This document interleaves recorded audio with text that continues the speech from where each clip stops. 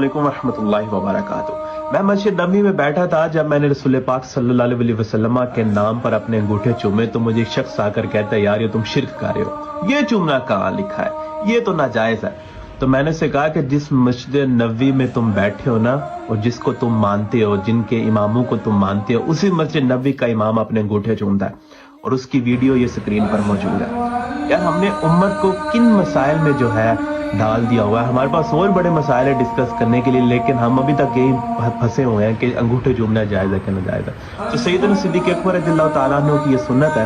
حدیث شریف میں ملتا ہے، مفہوم عرض کر رہا ہوں کہ ایک دفعہ حضرت بلال حبشی نے اذان دی، سیدنا صدیق اکبر رسول پاک کے ساتھ بیٹھے تھے، انہوں نے اپنے انگوٹھے چومے، جب رسول اللہ صلی اللہ علیہ وسلم کا نام مبارک آیا، رسول اللہ نے فرمایا جس کسی نے یہ صدیق کی سنت پر عمل کیا اس پر میری شفاعت لازم ہو چکی ہے۔ یہ آپ کو جب مفہوم عرض کر رہا ہوں، تو اس کی سب سے بڑی مثال، ہاں اگر میں ریفرنسز خالی دیتا تو پھر کچھ جو ہے لوگ مانتے نا، وہ کہتے یار یہ تو ضعیف حدیث ہے، یہ فلاں ہے فلاں ہے۔ اب میں نے انہی کے اماموں کی جن کو یہ فالو کرتے ہیں ان کی ویڈیو سکرین پر ڈال دیا۔ اب آپ کا ماننا یا نہ ماننا یہ آپ کا کام ہے، لیکن رسول پاک صلی اللہ علیہ وسلم کی محبت میں ہر وہ کام جائز ہے، وہ بدعت نہیں ہوتا جو رسول پاک صلی اللہ علیہ وسلم کی محبت میں کیا جائے۔ ہاں بدعت وہ ہوتا ہے جو اسلام کے خلاف ہو، لیکن وہ اسلام جو لانے والے رسول پاک صلی اللہ علیہ وسلم ہے، ان کے لیے کیا بدعت ہوئی کہ ان کے نام پر انگوٹھے چومنا، اور پھر حدیثوں سے یہ ثابت ہے۔ بہرحال اللہ تعالیٰ آپ سب کو ہدایت دے۔